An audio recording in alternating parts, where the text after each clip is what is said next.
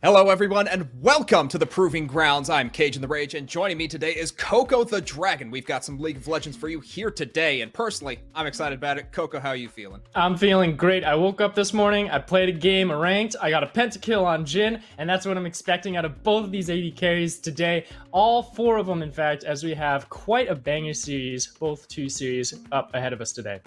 Yeah, and definitely believe your eyes, folks. We got count them, two games featuring the Cloud9 organization. Starting off, we've got Team Liquid Academy facing off against Cloud9 Amateur. Following that, it's going to be 100 Thieves next versus Cloud9 Academy.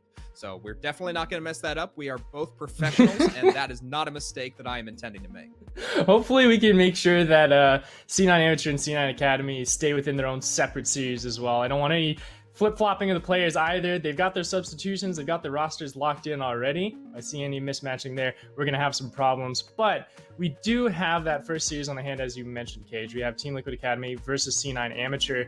And researching these two teams and just looking at how both of them have played and gone throughout this bracket, you can already see there on your screens that they've had a pretty easy going time. Sure, there was that upset against AoE, but analysts amongst ourselves have agreed that that was a lot more of a hiccup and an upset that AoE was able to grab than it was C9 Amateur really faltering on their own flaws. Yeah, I mean, they looked really good, and you could argue that first game was a little chaotic. We talked about how 46 minutes is a little bit too long, and they start to falter towards the end. But those later two games definitely looked like a lot more solid League of Legends, and especially, I'm looking at all these players, but we have to talk about the other side of the bracket, where we saw a huge upset, if we're talking about upsets, Cloud9 Academy and Resolve, where Resolve came with a resounding 2-0.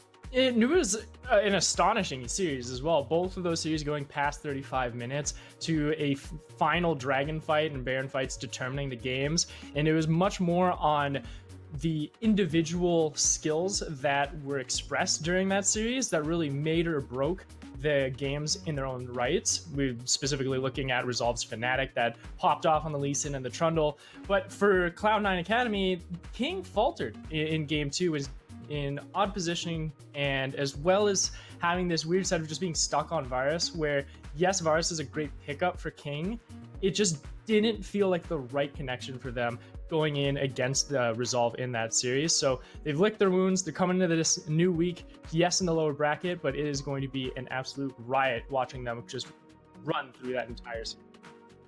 Well done on that pun as well. So hopefully we eventually get there. And this first game, I mean, Team Liquid and we got Cloud9 Amateur. I think it's going to be relatively one-sided, just looking at how well Team Liquid has been coming into this, and Cloud9 Amateur, as good as they played, Captain Shrimps even being confident in the post-game interview last week, it still feels like they've got a mountain to climb.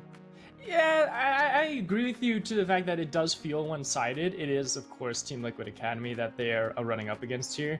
And you're both playing in the same style, right? We're C9 Amateur and Team Liquid Academy, like top-heavy compositions. You're going to be drafting for Jenkins. You're going to be drafting for XYU and really figure out that you can focus on that top end, as well as Speedy as well. So it's going to be this double-edged sword exchange in the draft of saying, all right, what are we going to be prioritizing in our top laners' hands and making sure that they get a great matchup there, but also focusing on the sacrifices that we need to make elsewhere to create the composition that can really take a full force in each of these games.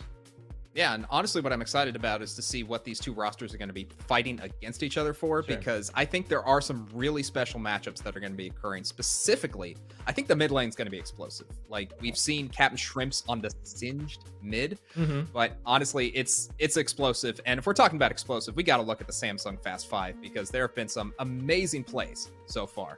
Yeah, we already have two members of the Cloud9 organization already topping in those top threes. You see Darshan there with the fastest 100 CS, as well as XYU on that jungle, and that's what we're going to be looking at today, because I'd have to say with XYU in this matchup, he's got a lot going for him. He's a much more aggressive jungler than that of Armeo, and being one of the fastest junglers here in the circuit, he can really set up some plays quickly, get Speedo online, as well as potentially make that extra space for Breezy to start opening up the map with him a little bit more, create that roaming support that he's notorious for, and just make these games just as fast as he can clear out that jungle.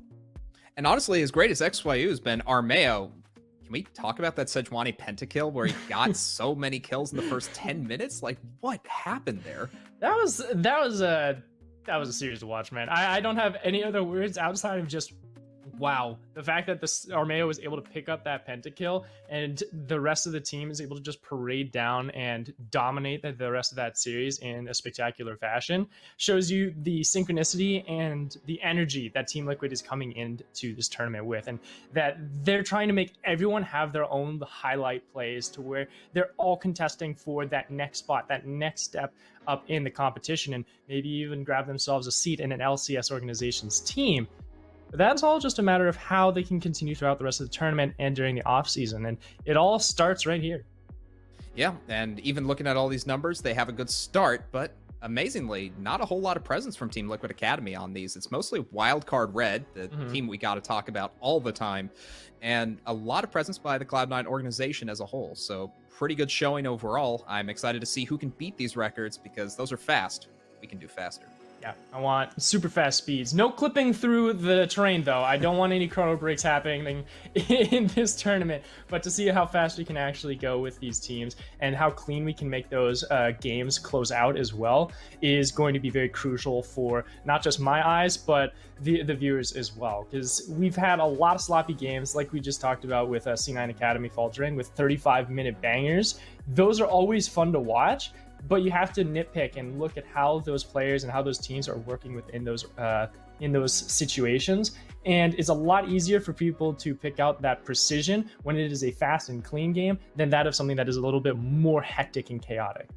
But hectic and chaotic is exactly where Cloud9 Amateur lives. You can see the roster down at the bottom of your screen, exactly what we'd expect. The Cloud9 Amateur roster and Team Liquid Academy picking Jenkins once again. So I'm excited to see what he can do on this roster. He hasn't really had the quote-unquote meta favor him, but at the same time, he's such a powerful player that it feels like it doesn't matter if Kennen is in or out.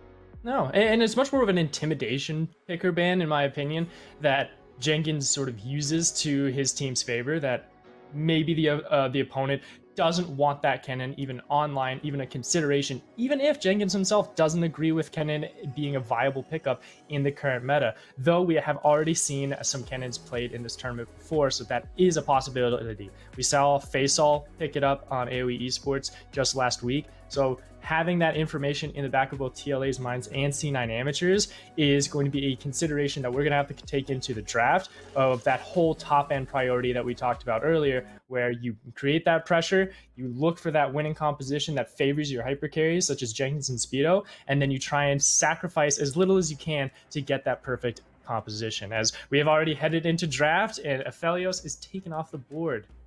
Okay, nothing too surprising. Making sure that Eon doesn't get one of his specials and another AD taken away. The Ziggs going to be denied from both Wixie and perhaps Captain Shrimps if he likes to play that, but typically that's more of the AD bans I like to see. And Jace. So I want to talk about Jace for just a quick second here. He's been picked 7 times so far in this tournament.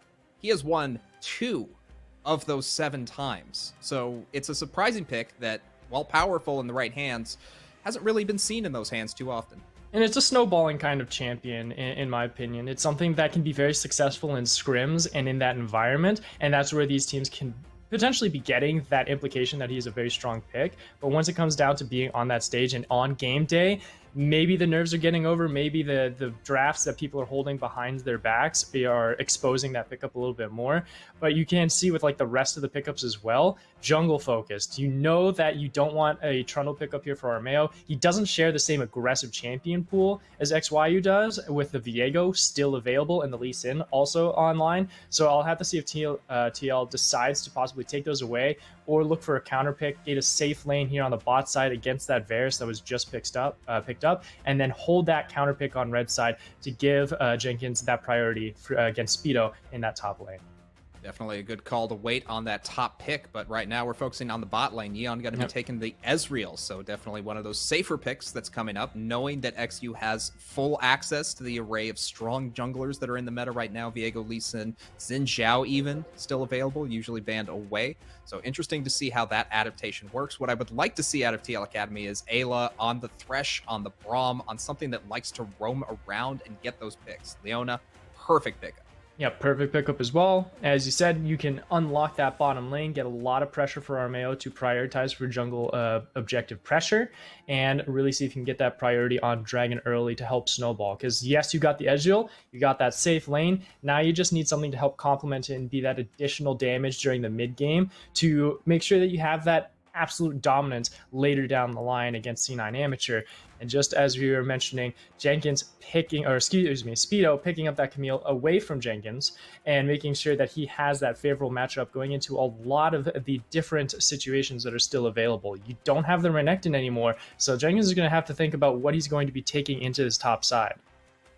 I think this is probably going to be a bit of a thinker, especially with Renekton and Jace banned. It's definitely a hard thing to go against in Camille, but Speedo is one of those players that has, you know, occasional gaps where you can look to go aggressive, and you can definitely rotate towards the top side, which Team Liquid Academy has been doing.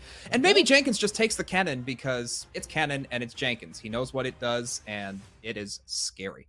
Yeah, I was considering a gangplank possibility as well to come out, just something that can stay safe in lane and can sit underneath his turret, and then once those dives come in, is able to at least manipulate and stall those fights out for the rest of the team. But Kennen flips that on its head. It's the same more aggressive style, has that capability to be more defensive against those dives that the Camille and Galio combo from C9 Amateur is going to be throwing out. And once you get those flanks, once you have that TP pressure as well, it's a question of how well TL Academy can set up around objectives and push C9 Amateur into a congested area where Jenkins will just be absolutely monstrous on this pickup, as well as heading into that second phase. We have the support still left for C9 Amateur and the jungler, while we do have to wait for the jungle as well for Armeo. All right, so banning away the Lee Sin and the Braum, so taking away one of each pick as opposed to really focusing on one of the pools. So now XU has a couple of choices still left. Viego definitely an option at this point, and I think Xin Zhao should still be left on the table just because this composition favors the dive, and I think Camille, especially with some backup in addition to the Galio, is going to be incredibly strong. You still have Sejuani available as well for Armeo. The other one I would actually consider, just to, if you want to go full wombo combo theory, is the Jarvan. Jarvan's been sort of slowly rising through the ranks of junglers and having that capability to gank pre-6 and then be able to lock down. And when you have this already wombo combo of a team of a Leona and a Kennen, that is a great area of effect that you can just push everyone into. Diana is also available as well, though I don't see Armeo as that kind of player to pick up that carry jungler. But Nocturne is what we're going to be grabbing instead today. I would consider it a flex, but as we have already seen that Kennen is on the board, that will be going into Armeo's hands. Or all right, so Ares. pretty strong. I'll actually consider that it might be a Nocturne mid. I'll just say it, because for some reason, a lot of these LCS organizations, even in their academy and their amateur systems, like to flex this Nocturne just because of how dominant and how neutralizing it can be in those lane matchups. And going in blind, if you're going up against a pushing composition that is trying to get that mid lane priority, Nocturne can lock that down and take care of it. And it doesn't play into Armeo's suits, and you still have that Jarvan and Sejuani capability. We'll have to consider, as all of that being said, I'm going to have to take a breath of fresh air, as it is Viego finally locked in for XU.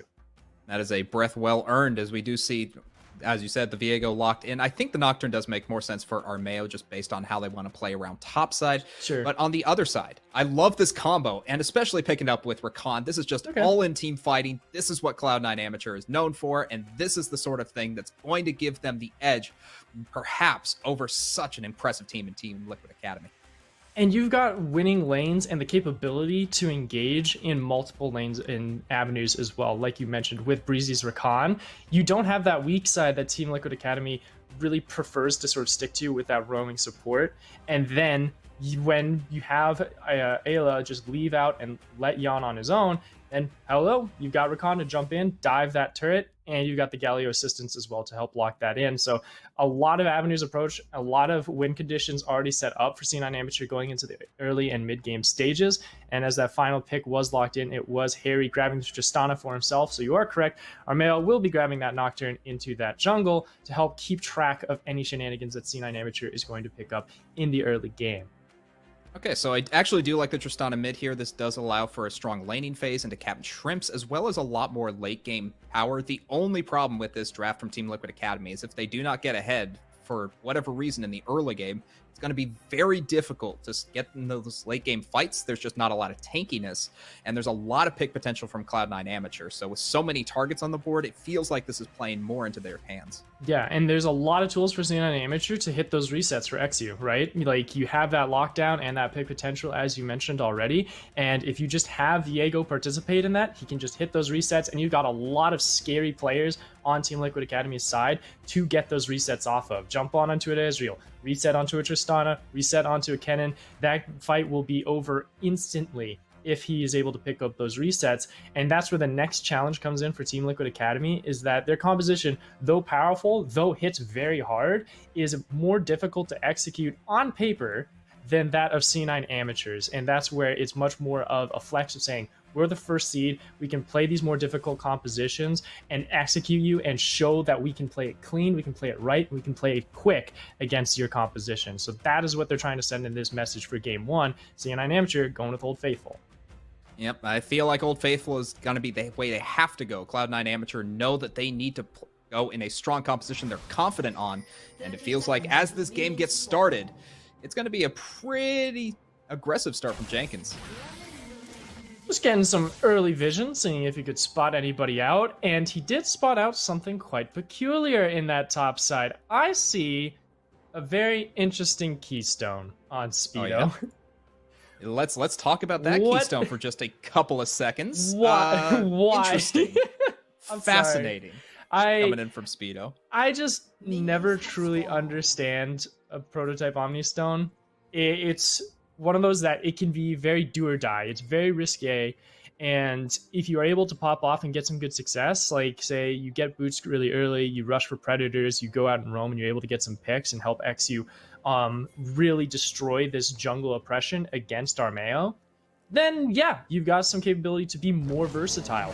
But when it comes down to the laning phase, it can weaken you a little bit, so it is a sacrifice of that top priority to see if he can help out and assist in other parts of the map. So we'll have to see how well Speedo can actually put that into effect in this top side for the Camille.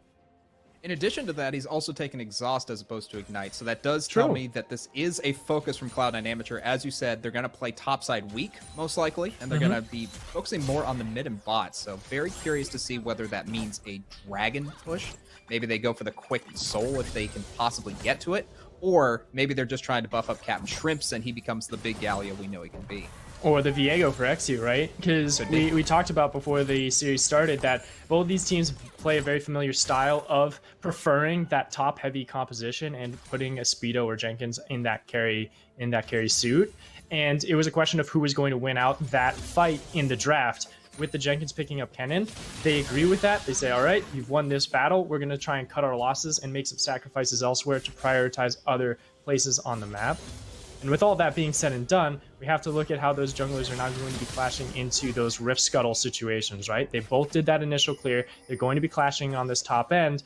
And it looks like Team Liquid Academy, they have everything in their kit to have the information to know where everyone is. And they have the lanes pushed out to push XU off of that Scuttle. So he might just go ahead, forfeit, do a full clear, and then rotate down bot where it's a little bit more safe for him.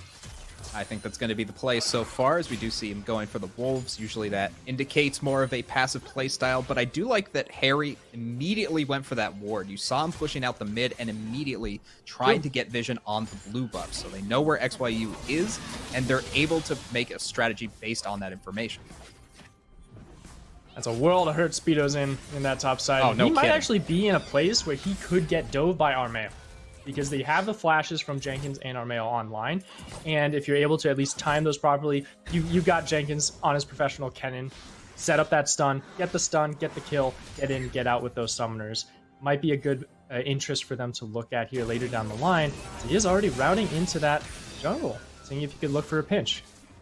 The only thing that makes a dive so difficult against Speedo, though, is the fact that he has that exhaust. So if you go in, you have to be committed to taking at least 2 or 3 tower shots. Exactly, right? And it's like, is the sacrifice of maybe 2 flashes worth it for a first blood and an exhaust being used? And it just looks like they're not going to be going for that. Nonetheless, that reset coming in does make Armeo a little bit stronger on the day with that initial reset, as XYU has gone for that longer draw out in that initial clear. And seeing if he can cash in for something else. I'd be down for if he can at least get his boots with the pickaxe as well, or with an additional piece of the sheen to help close that one out. Oh, but not enough. Here on the bot lane. We're starting it off. Ayla getting very far forward, and Wixie goes low, but it's ultimately backed off. No summoner spells except for Wixie's cleanse were burned. Well, there was the ignite as well from Ayla that was exhausted on top of that. And it's that challenge of how much Breezy and Wixie want to fight blow for blow in this bottom lane. Ayla still deals a lot of damage on this Leona. Those base stats are not something you need to scoff at. And making sure that you can have that bottom lane priority, right? We mentioned early in the draft, Ayla wants to get out of this lane and give some assistance to Armeo to set up for these dragons and start racking up those neutral objectives early. I am just sweating bullets here right now. As a Camille, for Speedo, is just always in an odd position, holding onto that TP for as long as possible. Yeah, the Omni Stone did give him the Grasp of the Undying, but it's not enough, right? Yeah, you can't get in to trade for that sustain at all. It's not going to happen. Yeah. At all. So it's really tough for Speedo to even get into this lane. He burns the teleport to get back. And Jenkins is literally up twice as much farm without any jungle interference. And has a teleport as well, because now that helps complement even more into that neutral objective pressure that Team Liquid Academy can control. Making sure that they have that extra man to always come in, hover the objective, and then close out and constantly oppress Speedo here, who has to use the summoners to at least keep up with control and XP and with gold economy. XU's coming in, and this might be a gank. Jenkins forced to flash out. Speedo tries to approach, but here comes the ult, and the doubles are coming in. Armeo coming for the assist. Can he get on to Speedo? Yes, he will be able to get first blood, and Jenkins gets out because Harry is back in the mix. XU now dead, and that's 2-0 Team Liquid Academy. It was a good attempt from C9 Amateur, but Team Liquid Academy had all the numbers done in their heads already. They knew what they needed, and with that jump in from Armeo at the last minute to help separate the members from chasing down Jenkins, they're able to pick up 2 kills for themselves, a wonderful reply and counter gank coming in from the first seed of the Proving Grounds. And that's what makes Kennen such a volatile pick, right? You have the Slicing Maelstrom that can just eliminate any advantage you get from a 2v1 situation. He delays it long enough, and you can see it right here in the replay how well it was played. Yep. And you're also playing in some darkness here, having to chase down where Jenkins is. You get that immediate inkling, and he stops to give that space for Armeo to jump in onto that Slicing Maelstrom. The double stun is something that there's no effect coming in from C9 Amateur to help close out that kill. And XYU was only level 5. He didn't have that execution coming in from that Heartbreaker to get that reset and possibly look for 1 or maybe 2 kills. Unfortunately for them, now they're on the back foot even more with Jenkins in this top side, absolutely oppressing C9 Amateur. Yeah, it is strange how quickly XU was plotting towards that top side. We thought he was going to be playing weak side, but instead, he's the one who ganks, and because of that advantage, now Team Liquid Academy can go for this Dragon uncontested. Of course, they have all the resources and the lane priorities as well to secure this first Dragon.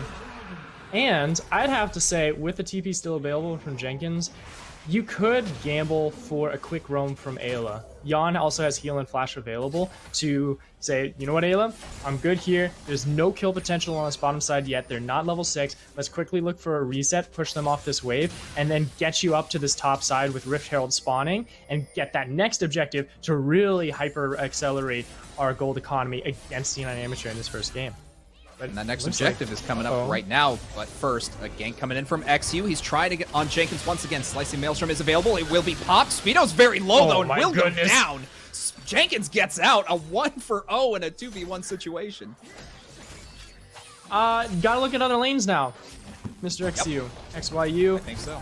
You cannot fight this Jenkins any longer. He will be going 1-for-0 or 1-for-1 at the very most when it comes to any of these top gank potentials. And we talked about in the draft, you had multiple win conditions built up. You have this level 6 of Wixie and Breezy that you could invest in later down the line. Captain Shrimps, though, has been locked down. He cannot get out of this lane with Harry on this Tristana, just absolutely beating him over the head with these cannon barrages and the constant pressure that he's getting from those explosive shots. So now it's on C9 Amateur's plan on how they can get themselves back into this game, as Team Liquid Academy is playing a perfectly patient style. Perfectly patient, perfectly going for that objective right now. Armeo going to start up the Rift Herald, and that's going to be going down pretty easily. You see XU's position just not ready to fight that, and I think that's the right call. Team Liquid Academy are ahead right now, but the fight goes on, and this might be a pick on the Captain Shrimps. He does get out safely. XU's there to back him up, but no damage is done. Still a little too tanky on that Galio with that damage reduction. As you mentioned, with that Herald now pushed open, it's a question of where Armeo and the rest of Team Liquid Academy will be dropping the first Shelly of the game. And I'd have to say, you got to look at this mid lane. If you can get Harry to get that additional turret plate gold onto this Tristana, get to that mythic fairly early, and then help just solidify Captain Shrimps in that mid lane even more than you already are, then you can start roaming up to the top side, get Jenkins online, and then you can oppress the rest of the conditions that C9 Amateur has. Yep, there's just a lot of conditions here, and top is just not looking great for Cloud9 Amateur. They're trying their best. Speedo is under turret once again, and you have to feel like he's going to be stuck there for at least another 5 minutes. It's just so difficult to find a way onto Team Liquid Academy, though, because despite how not tanky they are, they're very evasive. I'd say the next 4. I'd cut that down. Once turret plates fall, there's really no reason for Team Liquid Academy to just keep him there in that lane and not cash in on those additional objectives. You can see now as we check in on our gold leads, that is quite an oppressive top side of the map. Almost 2,000 gold crazy in the lead there. And also the mid. I think I saw over 1,000 difference between Harry and Captain Shrimps. So that's just over time, Tristana having the stronger lane. And because of the strong early game, Cloud9 Amateur, they're trying their best, but they are just faltering so far. Of course. And it's isolating all the members of C9 Amateur where they can't work together to be the stronger composition. And they're leaving them in these isolated conditions where they're having to fight man for man, and then Team Liquid Academy can come dish in with that second surprise, as Ayla does now. Ayla's coming in, that's going to be a ton of damage, and the third member comes in, but here comes Galio. Captain Shrimp's not able to get any taunts, though, and that's just going to be a clean pick for Team Liquid Academy. Did not survive long enough. Speedo was just stunned to absolute hell. They were able to lock him down and make sure that he wasn't able to get off his ultimate and stall for a little bit more time for Captain Shrimps to come and swing in. There we go. That's the 4th kill of the game, ramping it up to almost a 4,000 gold lead here for Team Liquid Academy. As those resets drop in, the TP coming in from Captain Shrimps to help make sure that that wave doesn't do too much damage and that it can at least catch some gold here in this mid lane, while the rest of C9 Amateur is grasping at straws. How do they come back from this game? Where can they look for it? And at this moment, it's those mistakes, it's those trips that if TL Academy tries to set up for something a little bit more and someone sticks their head out a little bit too far, there are tools for C9 Amateur to still look for those picks and look for kills and possibly get some resets for XU. I think it is definitely possible to come back into this game, but like you said, it's all about the patience, all about waiting for the right moment. And with the dragon spawning up in just a couple seconds here, about 17 left on the clock, it's not the right time quite yet for Cloud9 Amateur. Team Liquid Academy are still very far ahead, and there's just no way that team fight is going to go your way for Cloud9 Amateur. I think you gotta forfeit this one. Yep. Yeah, you just gotta forfeit that dragon. Try and grab other resources where you can, and then look elsewhere on the map. Speaking of resources, there's that Shelly coming in to break open this mid lane, really oppress this side for Captain Shrimps, and then look to see if they can expand to the top end as well. But C9 Breezy, he's looking for a kill. He's going in, he's gonna get Ayla, who's going down to about half health, but look at that flash away. Very nice, but unfortunately Breezy goes extremely low. Captain Shrimp still in the front. Everyone backs off, no kills, but a mid turret is still down for Cloud9 Amateur. I was trying to trace this Ezreal ultimate. Woo! So close. He was aiming for mid lane, but he almost got top with just a little bit of pixels away from Speedo's Camille to spare his life. Though with those challenges coming in, Team Liquid, they're ready to go ahead and take this dragon. No one is on the board right now for C9 Amateur to contest, and that'll be another dragon for themselves, easily. And I like how they waited. They went for the mid play first, and then they go for the dragon safely. So this is why Team Liquid Academy has been so dominant in the summer season, because they know how to make shot calls. They know what decisions to make, and they know how to play their strengths. So right now, they continue ahead, currently 6,000 gold at 13.5 minutes. There is a little bit of fresh air here for C9 Amateur because there aren't any neutral objectives on the board, and there is Harry, who has extended himself a little far. Will go in for the flash. Does manage to bounce himself out, but it's not over yet. One arrow and one auto will do it. The reset comes in. Will he get out? No. Armeo picks up the kill onto the jungler, so XU not able to be fast, but Jenkins comes into the fight. Wixie now in a ton of trouble. That electric rat used Thunder Shock, and it's enough to kill him. 2 1-for-1. Still advantage Team Liquid Academy. That was some hunger in the eyes of C9 Amateur. They have been starving this entire game, and they needed to find something. And though Harry had the tools to get out and give a lot of space for themselves, C9 Amateur exhausted just the same amount to at least secure the kill. But at the cost of 2 lives and a lot more pressure for Jenkins to just go ahead and continue power farming and oppressing these side lanes, it's not a valuable trade. It's, yes, shutdown gold onto XU, but the cost is too great, and it's just more of a dire need of some sense of control, of mental stability to say, all right, we're able to get the kill. Yeah, it cost a lot, but we're still in this game, technically. It's so hard to get over that boom, right? Because there's just been so much pressure topside, and now this bot lane play that you make on the side of Cloud9 Amateur, it doesn't go well. So everything just falling apart in this first game for them. Team Liquid Academy continue their dominant, rigid streak forward. It's egregious just how far they can make this lead. Yeah. And it's 15 minutes in, we can do a little checkup on sort of like what we asked for these two teams, right? Like what Team Liquid Academy's statement was in this first game. And so far, they've been doing a pretty good job saying, yeah, we're looking for it to oppress lanes. It's a more difficult composition to execute later down the line. But we have been beating you man-to-man. We've been playing the patient game. We've been playing our style. We have played it very clean. And 15 minutes into the game, it is looking almost over here for C9 Amateur as they're, again, fishing for picks. Speedo's going in. Ayla, nice double charm into the hero's entrance, and that's going to be a kill onto Eon. But here it comes. Ayla now in a ton of trouble. 5v1, doesn't find it, and a nice 2-for-0 from Cloud9 Amateur. And with a pinch of salt, the curse has been cast. Mr. Cage. As immediately as I compliment Team Liquid Academy's golds, they falter with 2 kills going over to C9 Amateur, finding those picks with 2 people a little early to the draw on that Rift Herald setup. With that execution of those kills onto both Jan and Ayla, they can grab this Herald, at least have that in their back pocket to punish players even more if people stick their heads out a little bit too far. But speaking of heads stuck out, oh no, not again. That's another pick off against Speedo. A very nice ult combo from Armeo and Jenkins to pick it up. And they managed to not equalize, but they do get a pressure down bot that's going to have to be answered by Cloud9 Amateur. Not as effective as a Camille and Galio per se on paper, but the Nocturne and Kennen are doing just a phenomenal job in their own rights with finding people in the side lanes and executing them spectacularly. 3 members here. XU on his own with half health turret. Sure, Breezy's coming in to try and look for an assist, but you're real say squishy. It isn't so. The combo comes in. That's going to be a death for XU, but here comes the response. Ayla in a lot of trouble. Captain Trips teleports in. Doesn't get any credit. Breezy with the solo kill onto Ayla. It's a 1-for-1, and the pressure remains, but at C9 Amateur, they're finding ways to fight back. Yeah, Breezy was able to keep Ayla in the turret range long enough to try and secure that kill, at least make it a trade. And here we go. That's that reset once again. Someone stuck their head out a little bit too far, and the hunger that came in from C9 Amateur helps get them past the defenses of Ayla and then able to lock in onto Jan, get that reset, look for the next kill, and be able to grab an objective for themselves, all on top of that. But even with that being said, it's just a pebble in the pond right now for themselves. They're able to get some kills, get some gold into their pockets, but the map control, the pressure that Team Liquid Academy has is still indomitable here in this first game. A pebble it may be, but a pebble is better than not having a rock.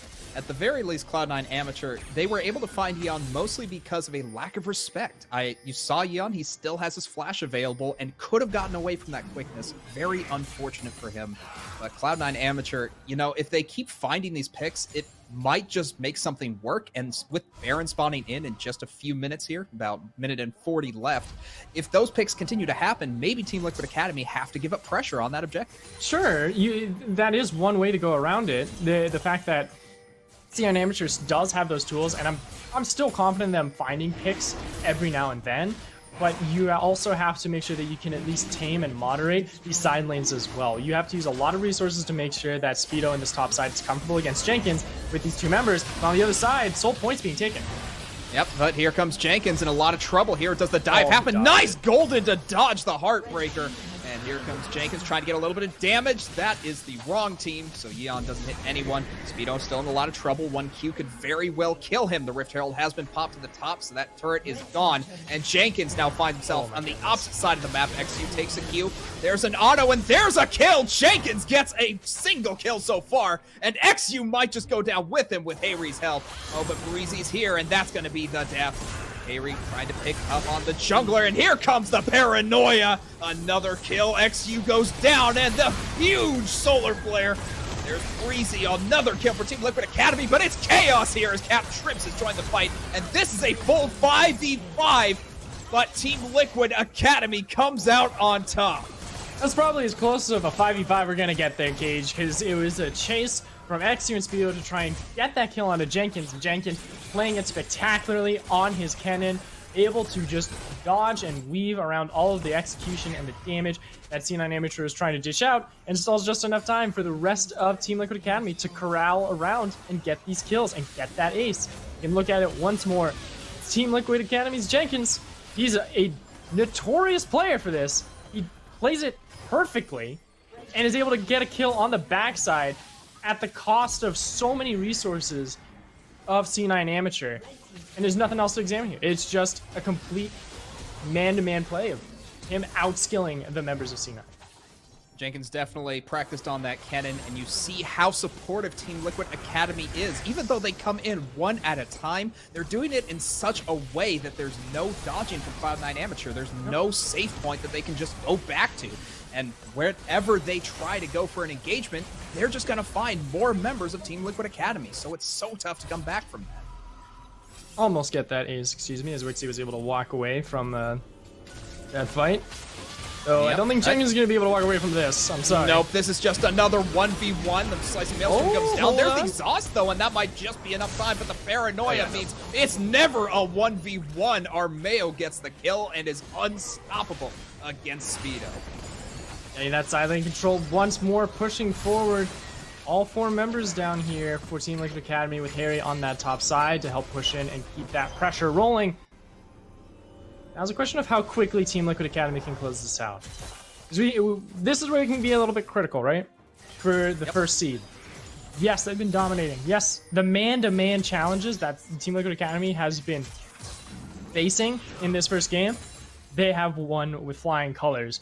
But now is a question of how quickly and efficiently they can look to close out these games. 2 minutes until Dragon spawns for that soul point. You have Baron available.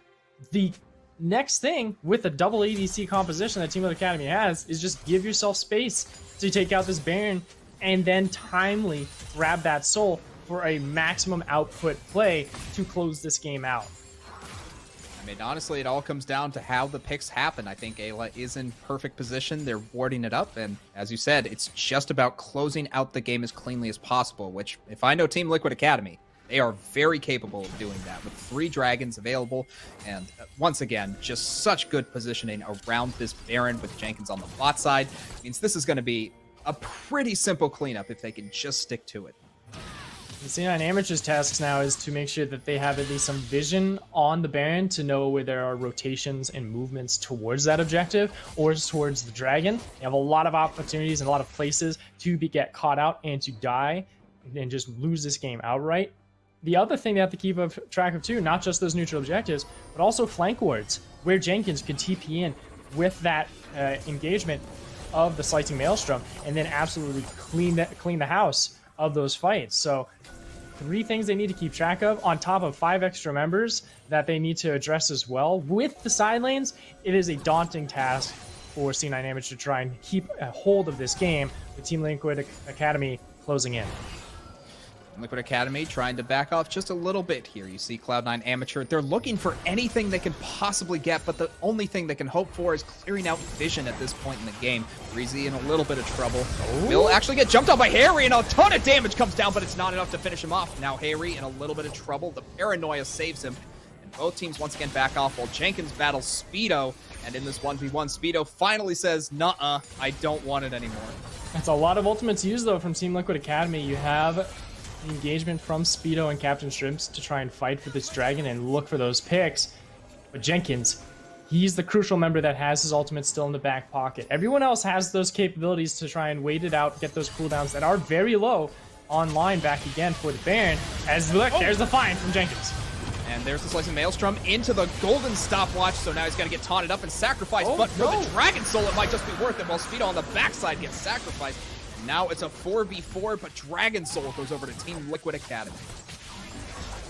Sacrifice or a miscommunication? That's the question. I would prefer it being a sacrifice there for Jenkins, saying, I'll stall them out, you secure this soul, and then we'll still have the resources available to reset and challenge this Baron if C9 Amateur tries to do anything tricky or ambitious for the next few moments while he is gray screened and off the rift for right now.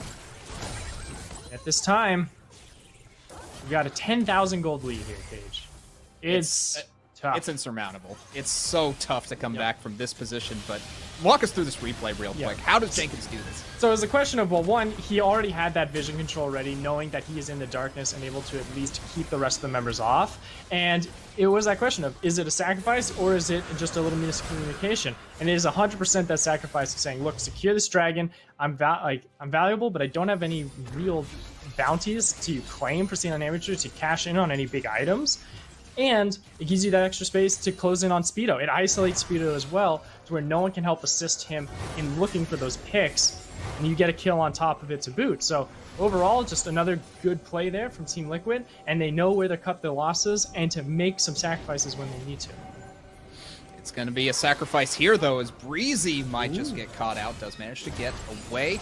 XU walking himself away, and Team Liquid Academy can just walk into the enemy jungle unfazed, as this Baron is still live, and with Dragon Soul, it seems like it's going to be very difficult to contest.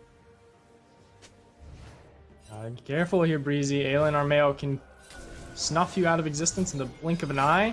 So XU on that back end with Wixie now. All members here of C9 Amateur hovering for this Baron that they can at least have, while Captain Shrimps is still trying to at least keep that side lane in control for now, as Baron has started. It's down to 7,000 health, but TL Academy just dips right off.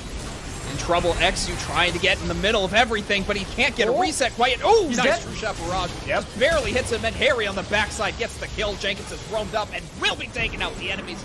Cloud9 Amateur out of sorts as Speedo trying to take on Harry in the 1v1, but that Tristana is big as the ace comes through, and Team Liquid Academy might just push this for the end. You've got 20 seconds left for anyone to be spawning here for C9 Amateur, and you've got a double ADC composition on Team Liquid Academy's side. This is said and done and dusted here for this game one of the series between Team Liquid Academy and C9 Amateur. It's looking like the end. Team Liquid Academy, clean play throughout the game. Jenkins out of control on his signature pick, and a very, very well communicated game overall. Team Liquid Academy in this game one looking solid as they take out XU one last time. We've got to talk about that cannon pick, right? We discussed it a little bit before, where Jenkins can use it more of an intimidation factor against their opponents than that of a true threat of considering, well, is it in meta? Does Jenkins think it's in meta? And is it still applicable? It's proven to be in meta. It's proven to be in style throughout this season, even without Team Liquid Academy and Jenkins on the board. And knowing that and still having the capability to throw down the gauntlet for C9 Amateur, saying, we're going to leave it up. We think there's scarier things on the board that you might be able to take control of. They were proven wrong. And Jenkins, again, dominates that top side of the map and gives so much space for Team Liquid Academy to play their patient style, to close out the games, get their objectives on their timers and on their agreements, and being able to pick up this first win of the series. I'm not counting out C9 Amateur just yet, but there's a deep hole for them to climb out of now with that momentous victory. Well, if I've learned anything from Cloud9 Amateur in this tournament, it's that their game 2 can be pretty spicy and explosive if they want it to be. So it's never over, and I feel like they still have some things they can look at in that game and say, we did all right. They still had a few picks in there. They found some really nice team fights occasionally, but it was too little too late. And I feel like with an adjustment of jungle pathing, maybe that's going to be the answer. But I'm excited to see what comes next. We'll be right back after a quick break. Don't go anywhere.